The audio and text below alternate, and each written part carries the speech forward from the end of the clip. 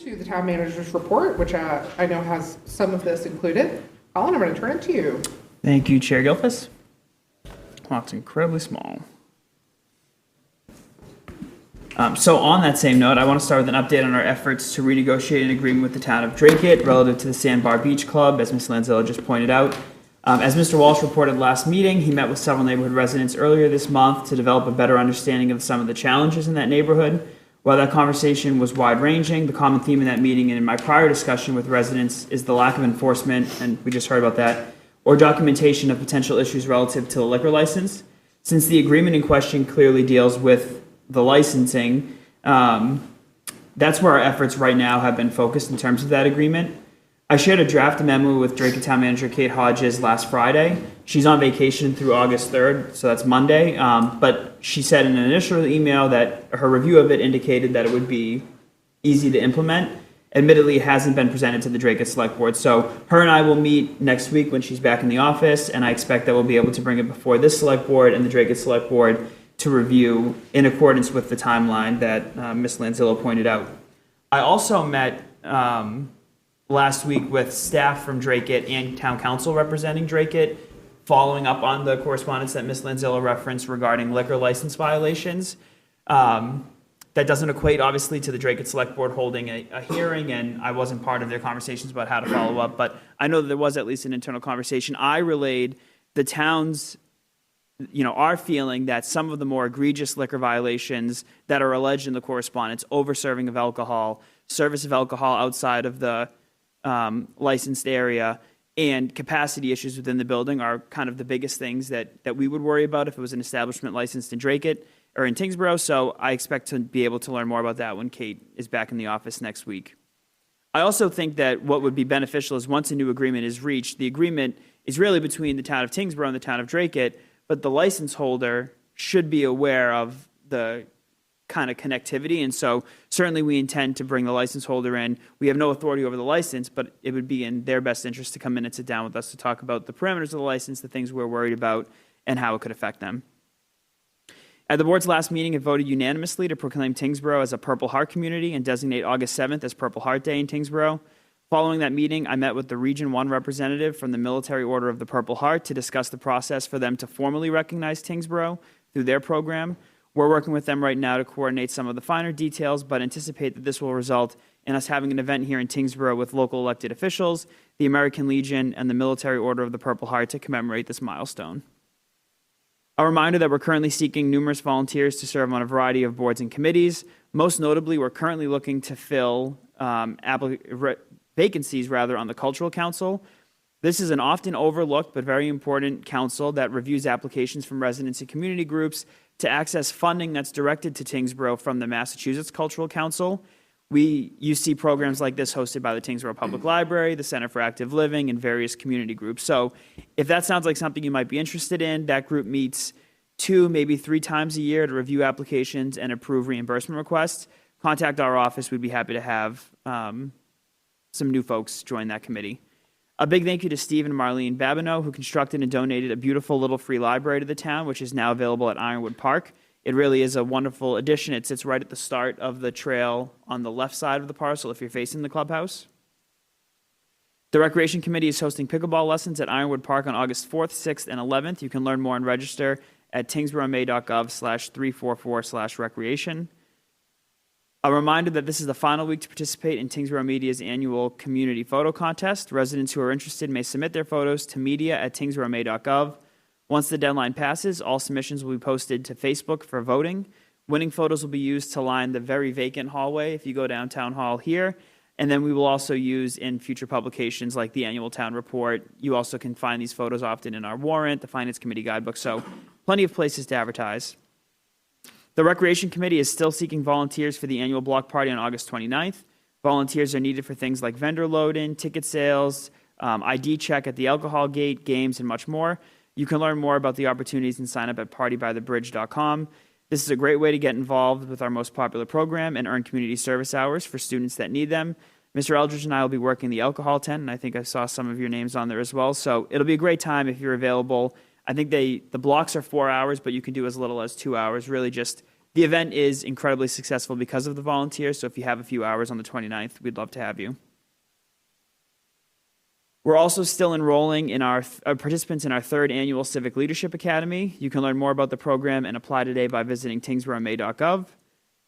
On the procurement front, last week we released an invitation to bid for the 2026 Roads Phase 2 project, which is the full-depth reclamation project in the Jocko and Tower Road neighborhood. The bid docs are available online at tyngsborough.ma.gov/bids.aspx, and sealed bids are due at 10 a.m. on Wednesday, August 12th, at which time they'll be publicly opened. We have a handful of important positions that we're currently seeking to fill. You can find more information on any of these positions and learn how to apply at tyngsborough.ma.gov. The positions include a communications specialist in our 911 communications center, circulation assistant in the library, a laborer with the Department of Public Works, and a finance assistant in the treasurer's office. And then the only upcoming event, join us on August 13th for the next installment of the summer concert series at Ironwood Park. This is a regular series they started last year. The concert starts at 6. It's under the pavilion, and every installment is a different genre of music. So they're very well attended. Get there early so you can get a good spot. Mr. Walsh? Last week, Mr. Loisel, or Mr. Collin, as he's known now in the library, and I had the pleasure to participate in family story time over at the Tyngsborough Library. We each had the opportunity to read a book and join the kids for singing and dancing and even learn to sign in American Sign Language, which was really cool. It's a great program run by the library that they do every Thursday morning at 11 a.m. over in the children's room. This was Colin's at least second year doing it and my first. And it was a really wonderful opportunity, and certainly looking forward to going back. And any more information that folks are looking for on this and all library events can be found at tyngslib.org. Thank you.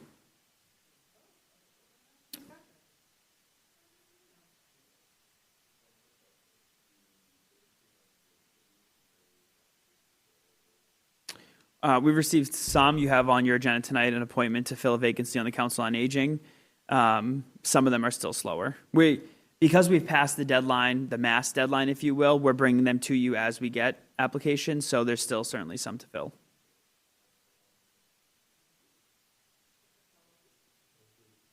With regards to the sandbar, when do you expect a draft agreement will come before this board?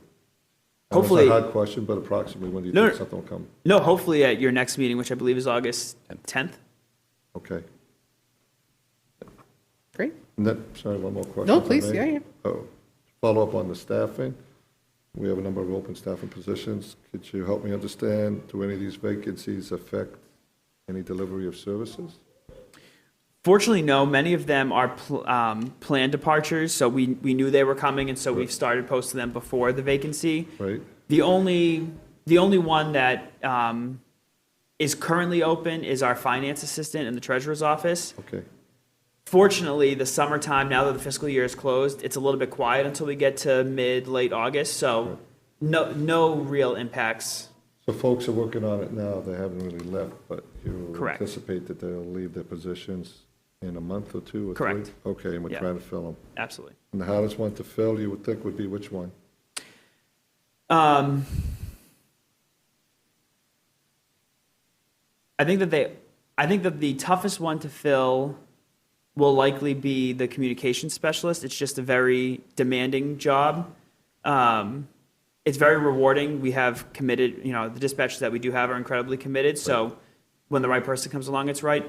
The circulation assistant is an incredibly part-time position. Those are generally tougher to fill, but they're also good for people that need flexible schedules. Thank you, Mr. Loisel. Of course. Thank you, sir. Select Person Coughlin. No, I don't really have anything.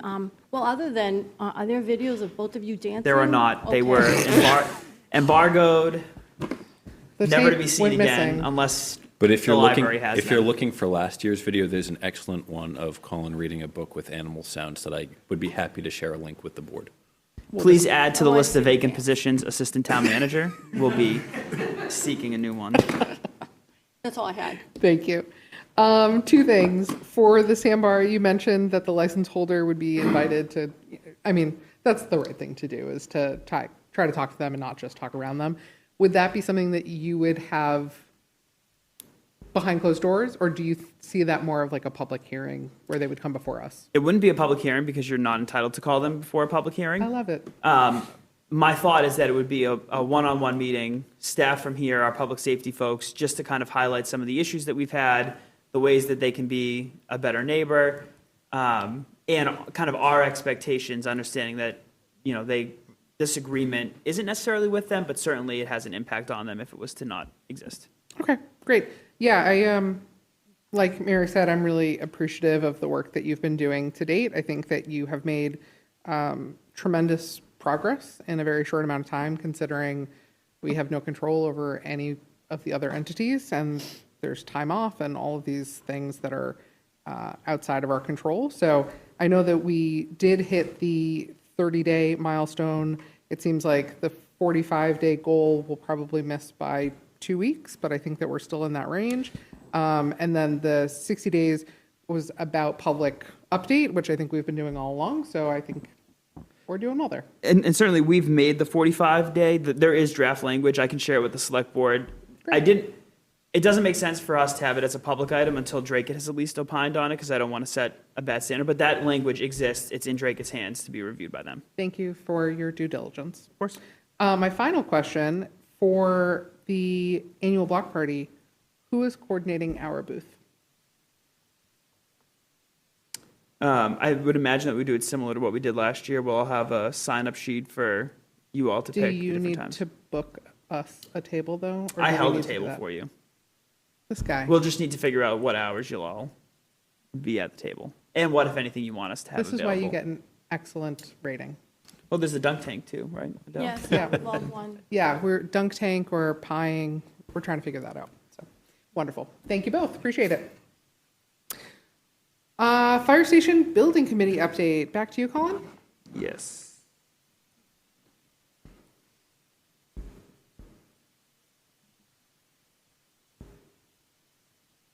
The deadline to complete the Fire Station Building Committee's feedback form has passed, and the committee will review the results at their meeting on Wednesday. You'll note that I shared the raw data with the Select Board as well over the weekend once the Fire Station Building Committee had it. At that same meeting, the committee will begin to discuss proposed reductions to the scope that will help reduce the cost. To achieve this, we asked each member to spend some time outside of the meetings reviewing the original plan and the drawings to identify areas that they thought could be reduced. Once we received all of those individual responses from committee members, Chief Russell and Assistant Chief Sands and I sat down to review them, the practicality of them, and as this board had requested, understanding what the impact of each cut would be. And so we went through that exercise on Friday.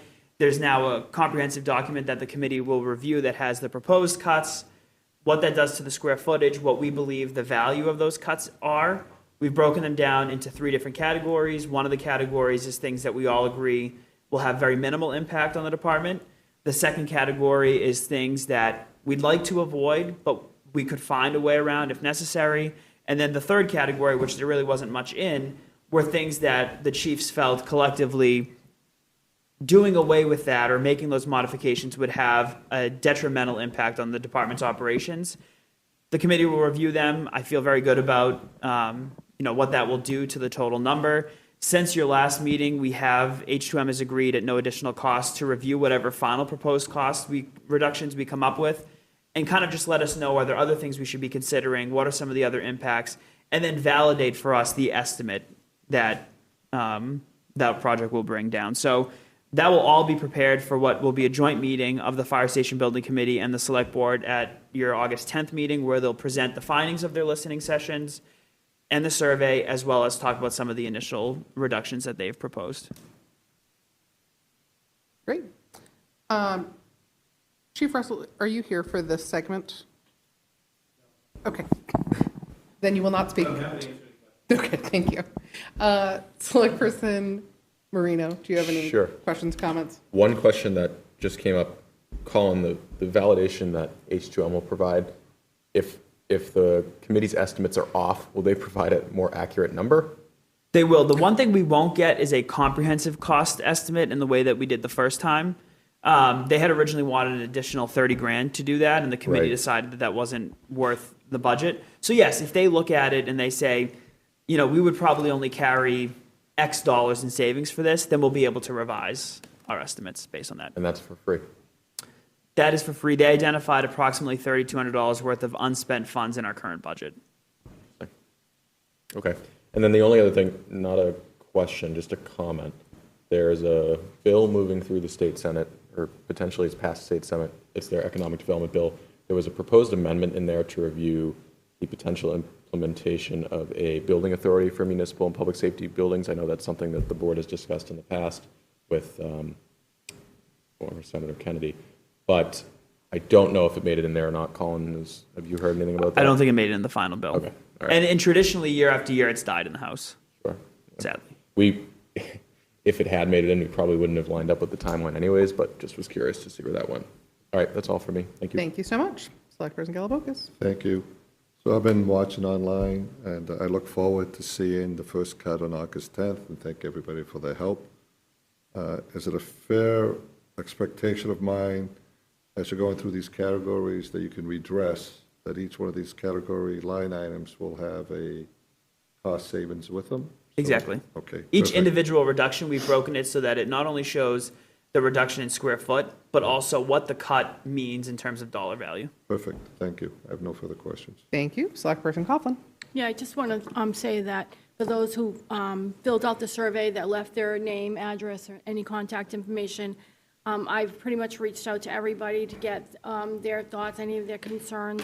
I mean, they were good enough to leave their contact information, so definitely have been sending out that. I have probably a couple more to go.